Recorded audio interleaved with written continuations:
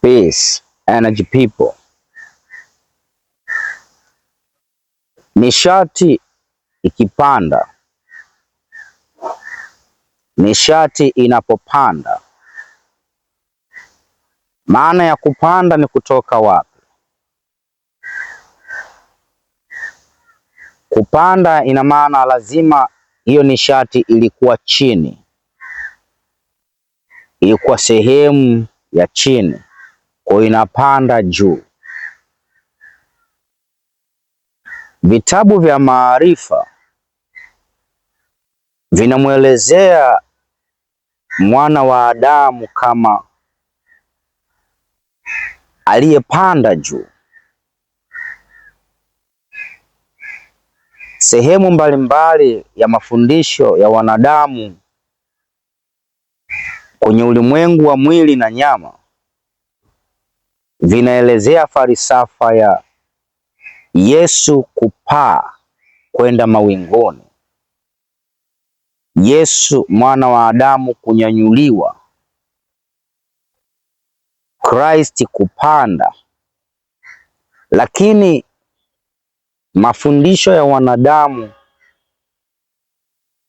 bado yanaangalia zaidi kuhusu mwili, Yesu kama mwili, Yesu kama binadamu ambaye anapaa au anapanda ama ananyanyuliwa kwenda juu mbinguni. Hapo kuna confusion kubwa sana. Hapo kuna utata mkubwa sana, kwa sababu imani inatupeleka kwenye binadamu mwenye nyama, mifupa, misuli, kichwa, macho, mikono na viungo vyote, mwenye mamlaka, mwenye utawala, anapaa kwenda juu, ananyanyuliwa kutoka sehemu ya chini kwenda juu, yaani kutoka ulimwenguni, kwenye dhambi huku ulimwenguni, kwenye maumivu na uchungu huku ulimwenguni, kwenye mateso huku ulimwenguni, na anaenda mbinguni. Huyu mwanadamu anaenda mbinguni, na imefika mbali kwamba hadi sinema zimetengenezwa kwamba anaenda mbinguni, anapaa katika mabawa ama katika nuru, ananyanyuliwa kwenda mbinguni.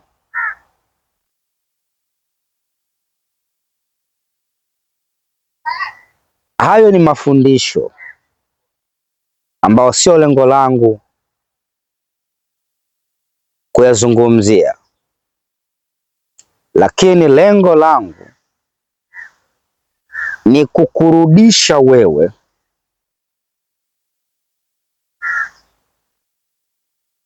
kwako wewe mwenyewe kwa kutumia vitabu hivyo hivyo vya maarifa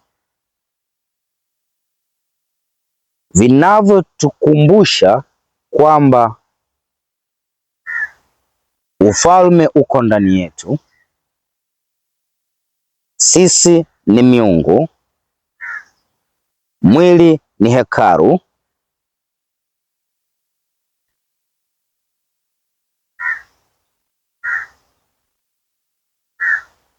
kichwa chetu kina mamlaka, kina utawala. Vitabu hivyo hivyo vinatukumbusha tumeumbwa kwa mfano wa Mungu, tukapuliziwa roho ya uhai ya Mungu.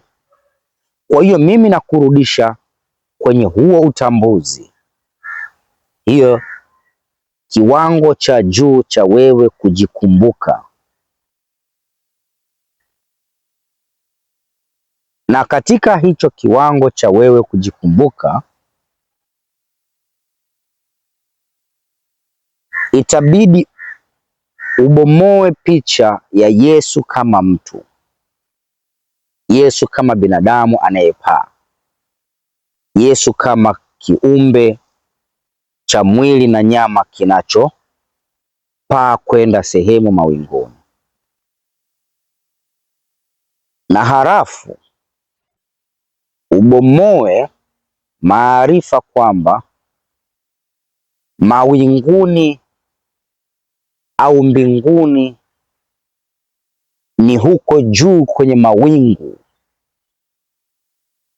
ni huko sehemu ya juu angani huko. Kwa hiyo ukibomoa Kristo kutoka kwenye binadamu, kwenye umbo la nyama na mwili, utarudisha Kristo kuwa nishati. Utaelewa kwamba hii inayozungumziwa ni energy. Energy people, peace energy people. Kristo ni energy iliyo katika biolojia yako ya mwili wako. Hilo nataka ulikumbuke. Mbinguni ukishabomoa hayo mawazo kwamba ni sehemu ya mawinguni, mbinguni ni ndani ya mwili wako, katika kichwa chako. Kwa hiyo Christ ni energy, nishati ya uhai iliyo ndani yangu mimi, na mbinguni au mawinguni ni kichwani kwangu. Kupaa ama kupanda ama kunyanyuliwa ama kuinuka ni hii nishati iliyo ndani yangu, inanyanyuliwa kutoka sehemu ya chini ya mwili wangu na inapelekwa juu, sehemu za juu za mwili wangu, kichwani. Kwa hiyo nikirudi karibu katika mwili sasa, nitasema hii energy, hii nishati hii iko sehemu za chini za mwili wangu, ambao ni ulimwengu. Sehemu za chini namaanisha labda kwenye miguu, magoti, kiuno, nyonga, hips, mifumo ya uzazi hii, tumbo, na anaenda juu, yaani kwenye mbavu hapa, sehemu ya chembe, solar plexus, kwenye moyo, kifua, shingo, usoni, kichwani, kwenda sehemu ya juu ya mwili wangu. Nikisema sehemu ya mwili wangu ni dunia, ni kuhama kutoka matamanio ya mwili ambayo dunia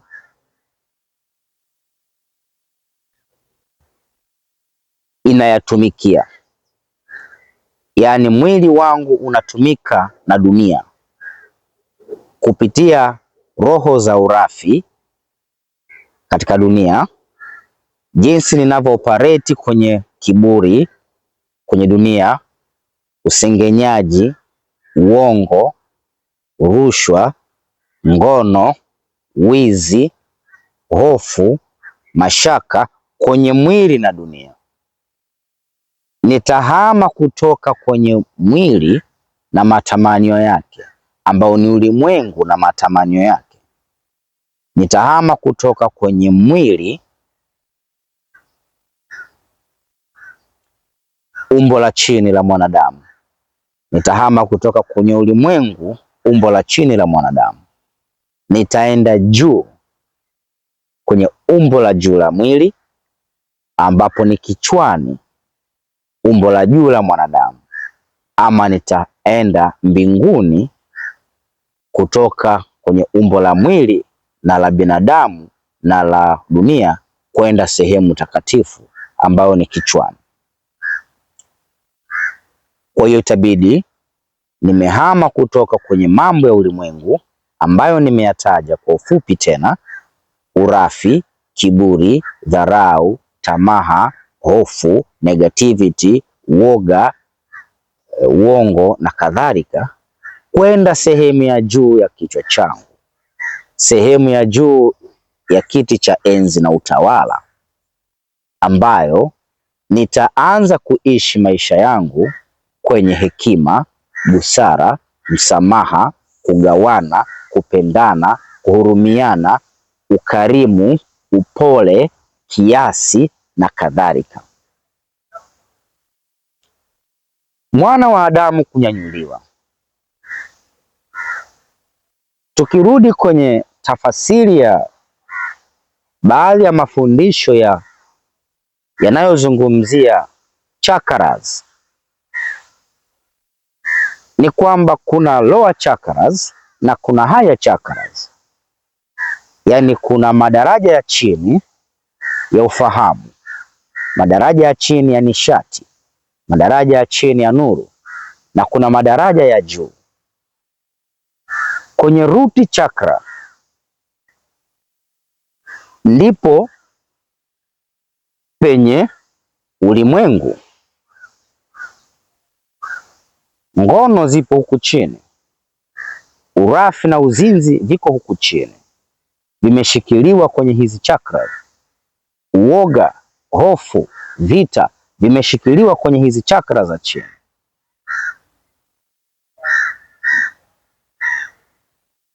Sodoma na Gomora imeshikiliwa kwenye hivi vituo vya huku chini. Survival imeshikiliwa huku chini. Kwa umoja tutasema kwamba ego, the ego imeshikiliwa huku chini, ambao katika ego ujumla wake ni hivyo tulivyovitaja: roho mbaya, uongo, udhalimu, rushwa, uzinzi, urafi, kiburi, kujionyesha, kujisifu, ubinafsi. That is ego, na ndiyo ulimwengu, na ndiyo matamanio ya mwili.